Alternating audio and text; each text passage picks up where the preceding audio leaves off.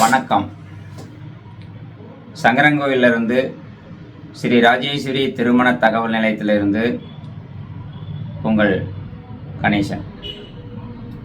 இந்த பதிவு எதற்காக அப்படின்னு கேட்டிங்கன்னா, எங்களுடைய திருமண தகவல் நிலையத்தில் பதிவுகள் விவரம் சரிண்ணா. இங்கே 2000 ரூபாய் பதிவு நீங்கள் செய்தீங்கன்னா 3 மாதத்துக்கு ஐடி பாஸ்வேர்டு தருவோம். அதை நீங்கள் வாங்கி நீங்களே உங்கள் வீட்டில் இருந்து உங்களுக்கு தேவையான மணமக்கள் விவரங்களை நீங்களே பார்த்து பிடித்தம் இருக்கக்கூடிய வரன்கள் வீட்டில் நீங்களே பேசி முடித்து பயன்பெறலாம்.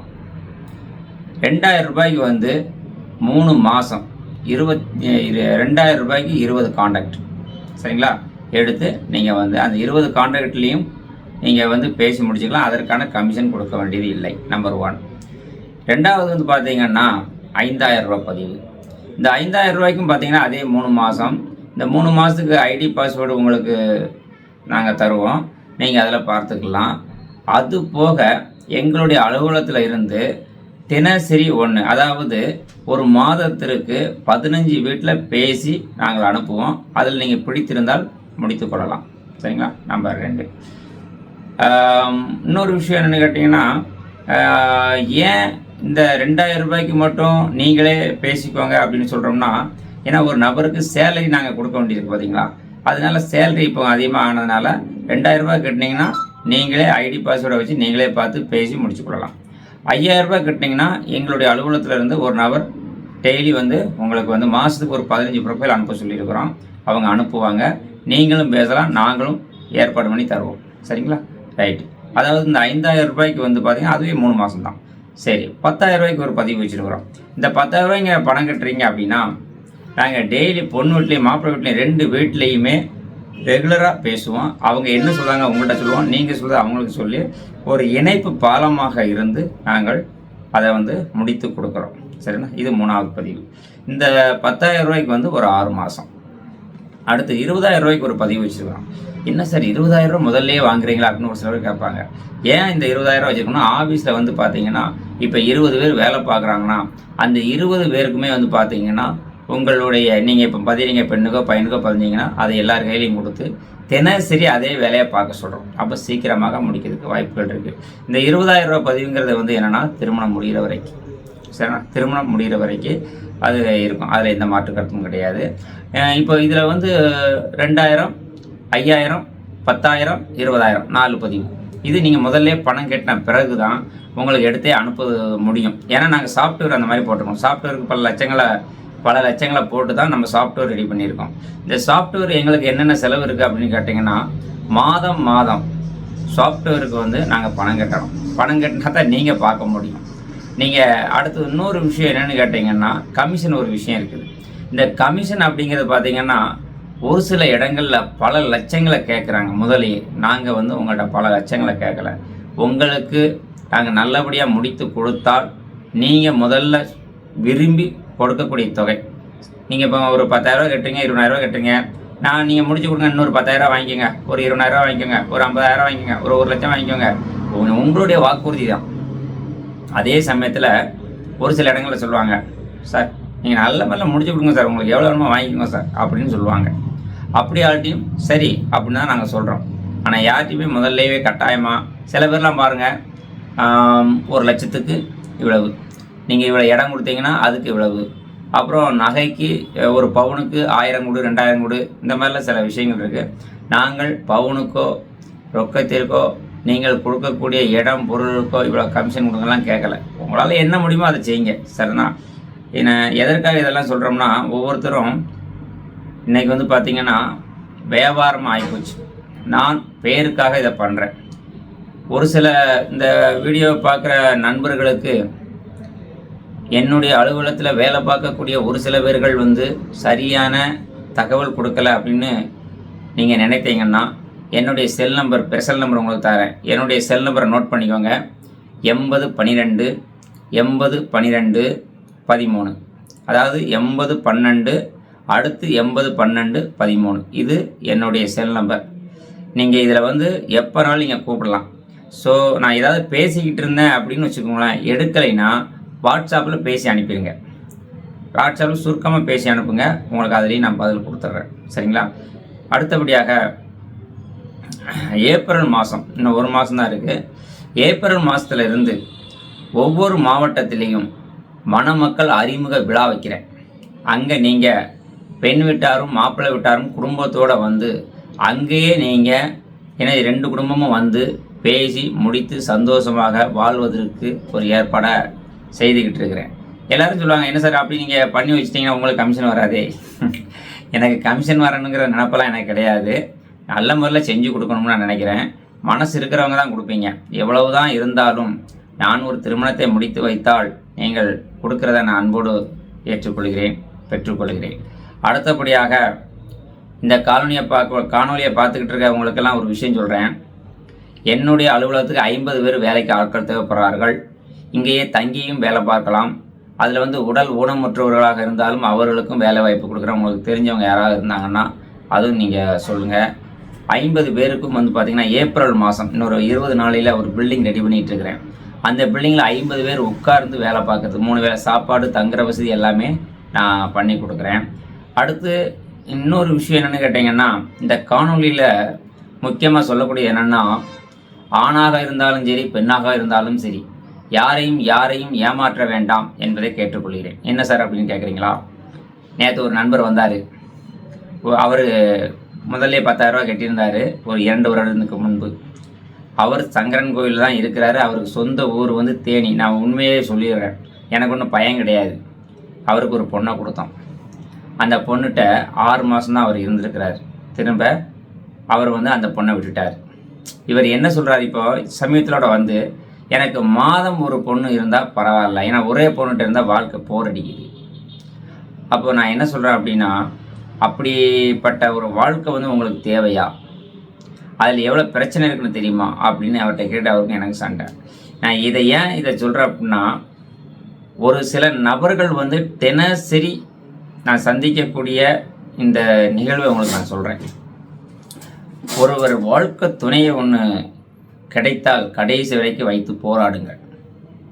சண்டை போடுவதற்கு கூட உங்களுக்கு ஒரு துணை தேவை. அது ஆணாக இருந்தாலும் பெண்ணாக இருந்தாலும் கடைசி நேரத்தில் உங்களுக்கு வந்து வாழ்க்கை துணை ஒரு ஆறுதலுக்காக வேணும்.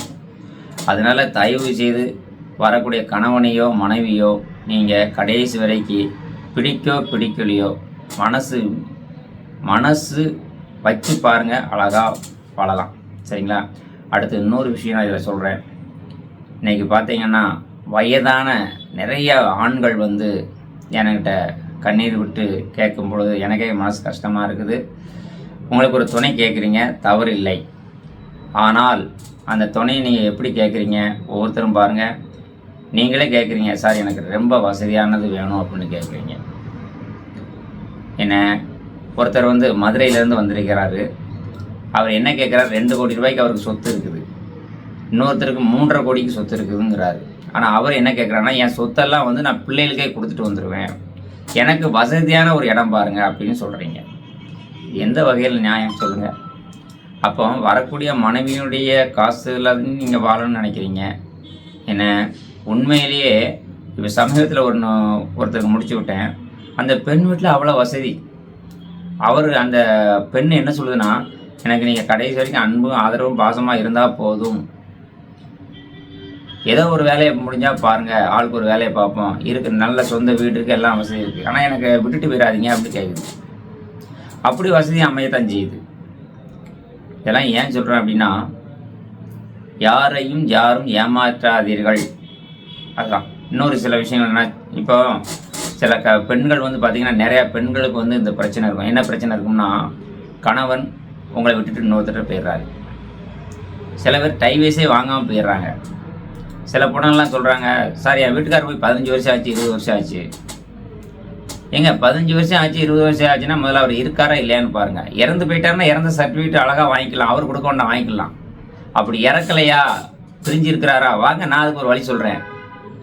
அவர்கிட்ட எப்படி முறைப்படி டைவர்ஸ் வாங்கணும் நான் வாங்கி தரேன், எல்லாமே பண்ண தெரியும். ஏன்னா எதற்காக சொல்லணும்னா, 40 வயசுலேருந்து இப்போ 50 வயசு 55 வயசில் வயசான பெண்கள் இருக்கிறீங்க. அப்போ உங்களுக்கு வந்து அதே மாதிரி 60 வயசு 70 வயசுலாம் ஆண்கள் கவர்மெண்ட்டில் பென்ஷன் ஆகக்கூடிய ஆட்கள் இருக்கிறீங்க. அப்போ நீங்கள் 2 பேரும் இணைஞ்சு வாழும் பொழுது என்ன நடக்கும் அப்படின்னா, அந்த பென்ஷன் வாங்குறதுக்கு தகுதி உங்களுக்கு வேணும் அப்படின்னா, கணவன் இறந்தாருன்னா இறந்த சர்டிஃபிகேட் வேணும், பிரிந்து விட்டாருன்னா பிரிந்ததுக்கு வந்து ஏதாவது கோர்ட்டு மூலயமா ஏதாவது டைவர்ஸ் வேணும். இது ரெண்டுமே இல்லாமல் நீங்கள் வாழ முடியாது. அதே மாதிரி இன்றைக்கி ஒரு பொண்ணு எங்கேனாலும் போய் வாழ்ந்துக்கலாம், எப்படினாலும் வாழ்ந்துக்கலாம் என்ன. ஆனால் அந்த பெண்ணு நினச்சி ஒரு கம்ப்ளைண்ட் கொடுத்தா எடுப்பாங்க. ஆண்களுக்கு அந்த சட்டம் கிடையாது. அதனால தான் என்ன சொல்கிறேன்னா, பெண்கள் வந்து இப்போ இங்கே இன்னொரு விஷயம் என்னென்னு கேட்டிங்கன்னா, என்னுடைய அலுவலகத்திலே ஒரு வீடு ஒன்று தனியாக இருக்குது. அங்கே வந்து பார்த்திங்கன்னா பெண் வீடு மாப்பிள்ளை வீடு தனியாக இங்கேயே பேசி முடிக்கிறதுக்கான அந்த வீடு வச்சுருக்கிறேன். அதில் வந்து பார்த்திங்கன்னா இப்போ நாம் வந்து சில கஷ்டப்பட்ட பெண்கள் வர்றாங்க, ஒரு வாரம் இங்கேயே தங்கி இருக்கிறாங்க, ஒவ்வொரு இடமா காட்டுறோம். ஆனால் வரும்பொழுது அந்த பெண்களுக்கு என்ன சொல்லக்கூடிய விஷயம் என்னென்னா, ஒரே ஒரு விஷயம், சொந்த பந்தம் இல்லாமல் யாருமே இருக்க மாட்டேங்க, ஆதார் கார்டு கண்டிப்பாக வேணும். ஏன்னா அடுத்த மேரேஜோ இதை பண்ணி வைக்கிறதுக்கு ஆதார் கார்டு வேணும். உண்மையை மட்டும் சொல்லுங்கள். எவ்வளோ பிரச்சனையாக கூட இருக்கலாம். ஒரு பொண்ணெல்லாம் பார்த்தீங்கன்னா தவறான வழியில் பல ஆண்களோட பழக்கம், இனிமேல் அப்படி இருக்கக்கூடாதுன்னு சொல்லி அந்த செல் நம்பர் எல்லாம் மாற்றி என்ன ஒரு வாழ்க்கை அப்படி நிறைய பேருக்கு பண்ணி கொடுத்துருக்குறேன். இதெல்லாம் ஏன் சொல்கிறேன் அப்படின்னா, வாழ்க்கையில் ஒரு முறை பிறக்கிறீங்க, அந்த இறக்குறதுக்குள்ளே நிறையா விஷயங்கள் நம்ம நடந்துடுது. அதனால் நம்ம எவ்வளவு தான் சம்பாதிச்சாலும் எதையும் நம்ம கொண்டு போவது கிடையாது. கோடி கோடியாக ஒருத்தரை ஏமாற்றி நம்ம சம்பாதிச்சாலும் எதையும் கொண்டு போவது கிடையாது. ஜெயலலிதா அம்மையார் வந்து பார்த்திங்கன்னா எத்தனையோ கோடியை சம்பாதிச்சாங்க. லாரி கணக்கில் தங்கமும் லாரி கணக்கில் பத்திரம் பணம் எல்லாம் இருந்தது. இன்றைக்கி அவங்களாம் அனுபவிச்சாங்க. அதனால் கொஞ்சம் நாம் வந்து என்னென்னா நமக்கு தேவை என்னமோ அதை மட்டும் பாருங்கள், சரிண்ணா. அதனால் திருமணம் பண்ணும் பொழுது யாரையும் ஏமாற்றக்கூடாது. சில பேர்லாம் பார்த்தீங்கன்னா கல்யாணம் முடித்து கொஞ்ச நாளையிலேயே 1 மாதம் 3 மாதத்துக்குள்ளே ஏதோ ஒரு பிரச்சனையை சொல்லி டைவர்ஸ் லட்சக்கணக்கில் பணம் வாங்குறாங்க. ஏன்னா இன்றைக்கெல்லாம் அப்படிலாம் கிடையாது. இன்றைக்கெல்லாம் டைவர்ஸ் பண்ணால் பணம்லாம் கொடுக்க மாட்டாங்க. ஏன்னா சட்டம் அதெல்லாம் மாறி போச்சு. அதனால் நேர்மையாக சொல்லி வாங்க. உங்களுக்கு உண்மையிலே ஒரு வாழ்க்கை வேணுமா, ஒன்றும் பிரச்சனை இல்லை. எத்தனையோ பெண்கள் வந்து வீட்டோட மாப்பிள்ளையாக வேணும், மாப்பிள்ளையும் வீட்டோட வாரம்ன்றாங்க. அதனால் அப்படி ஆளுகளை ஏற்றுக்கிட்டு கடைசி வரைக்கும் நல்ல முறையில் இருக்கிறதுக்கு பாருங்கள். எங்களுடைய பதிவு கட்டணம் சொல்லியிருக்கேன் 2000, 5000, 10,000, 20,000. இதை நான் வாங்கினா தான் நான் செலவு பண்ண முடியுது. ஏன்னு கேட்டிங்கன்னா, ஒரு பெண் வீட்டுக்கு போகிறதா இருந்தால் நான் ஒரு காருக்கு வந்து ஒரு நாளைக்கு 2000 ரூபாய்க்கு பெட்ரோல் போட வேண்டியிருக்குது. அப்போது நானும் செலவு பண்ணணும் இல்லையா. உங்களோட 500, 1000 நான் வாங்கினேன்னா என்ன செய்ய முடியும்? 500, 1000 வாங்கிட்டு நான் பேசான வீட்டில் இருக்கிற மாதிரி தான் இருக்கும். அடுத்து இன்னொரு விஷயம், திருமண தரகர்கள் அவங்க வந்து பார்த்திங்கன்னா நிறைய வீடுக்கு தெரு இருக்கிறார்கள். அலுவலகம் இருந்துச்சுன்னா அலுவலகத்தை பார்த்து பணம் கட்டுங்க. நீங்கள் ஜிபே ஃபோன்பேயில் நீங்கள் பணம் போடுறீங்க, எங்களுக்கே பணம் போட்டாலும் எங்களுடைய விசிட்டிங் கார்டை பெற்றுக்கொண்டு முகவரியெல்லாம் சரி பார்த்து அதுக்கு பிறகு போடுங்க. ஏன்னா நிறையா புரோக்கர்கள் வந்து செல்லு எடுக்க மாட்டேங்கிறாங்க. இப்போ நான் இந்த வீடியோ பேசுகிறேன், நிறையா புரோக்கர்கள் எனக்கு ஃபோன் பண்ணி நிறையா மிரட்டல்கள் விடுவாங்க. ஏன்னா நான் அதுக்கெல்லாம் பயப்பட போகிறது கிடையாது, சரிண்ணா. இப்போ இன்னொரு விஷயம் என்னென்னு கேட்டிங்கன்னா, புரோக்கர்கள் இப்போ மொபைலில் பணத்தை வாங்குறாங்க, அடுத்து ஃபோனே எடுக்க மாட்டேங்கிறாங்க அப்படின்னு சொல்கிறாப்புல. இன்னொரு விஷயம் என்னென்னு கேட்டிங்கன்னா, நான் பேசுகிற இந்த ஆடியோவை பார்த்துட்டு எல்லோரும் எனக்கு போட்டு செக் பண்ணுறீங்க. செக் பண்ணால் நீங்கள் பேசுனா பேசுங்க, ஒன்றும் பிரச்சனை இல்லை. நான் கொஞ்சம் வேலையாக இருந்தோம்னா ஷார்ட்டாக பேசிட்டு வச்சுருவேன், சரிண்ணா. ஏன்னா நிறையா விளம்பரங்கள் வர்றதுனால எந்த ஃபோனையும் யாரும் அட்டன் பண்ணுறது கிடையாது, சும்மா பேருக்கு போடுவாங்க, சரிண்ணா அப்படின்னு சொல்லுவாங்க. சரி நண்பர்களே, என்னோட நான் வளவளன்னு நிறையா பேசுகிறேன்னு நினைக்க வேண்டாம். நிறையா கருத்துக்களை உங்களுக்கு சொல்லியிருக்கிறேன், அதை இது பண்ணிக்கோங்க. அடுத்து என்னுடைய அலுவலகம் வந்து சங்கரன் கோவிலில் என்ஜிஓ காலனி மெயின் ரோட்டில் பெரிய அலுவலகம், சரிண்ணா. ஏன்னா 25 வருஷத்துக்கு மேலே நான் இதை தொடர்ந்து இது மட்டும்தான் பண்ணிகிட்ருக்கேன். திருமண தகவல்களை மட்டுமே பண்ணிகிட்ருக்கிறேன். உங்களுடைய கருத்துக்களையும் ஆலோசனைகளையும் எனக்கு சொல்லுங்கள். என்னுடைய நம்பர் 8012 8012 13, சரிங்களா.